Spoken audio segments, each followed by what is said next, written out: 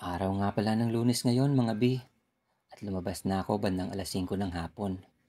Maya-maya pa ay pumasok na ang first booking mula Taytay papuntang Angono. Kaya agad ko nang pinuntahan ng customer sa pickup area bago pa kunin ng iba. Kayo nag-book, sir? Sir Richard? Yes po.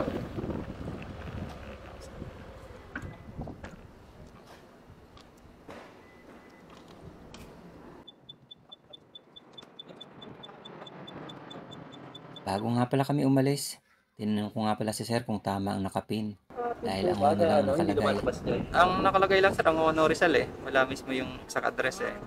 Pero sige. Win Hills Park. Hindi niya daw kasi makita sa maps kaya sabi ko ituro niyo na lang ang daan. Nagulat nga ako dahil kahit ang tagal ko na rin nakatira sa Rizal, may mga shortcut pa palang hindi ko alam. Mas napadali nga ang biyahe namin dahil kay sir. Ang pamasahe nga pala ni sir ay 98 pesos lang, pero binigyan niya ako ng 120 pesos. Salamat nga pala sir sa tip mo, mabuhay ka hanggat gusto mo. Pero kung ayaw mo, mabuhay ka pa rin. Ano daw?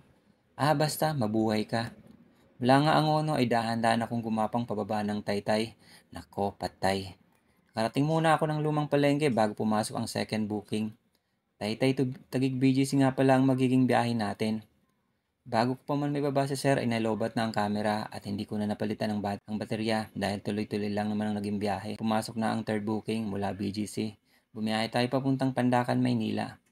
Pagkababa ng pasahero ko ay naghanap muna ako ng 7-Eleven para magpalit ng battery, magkape.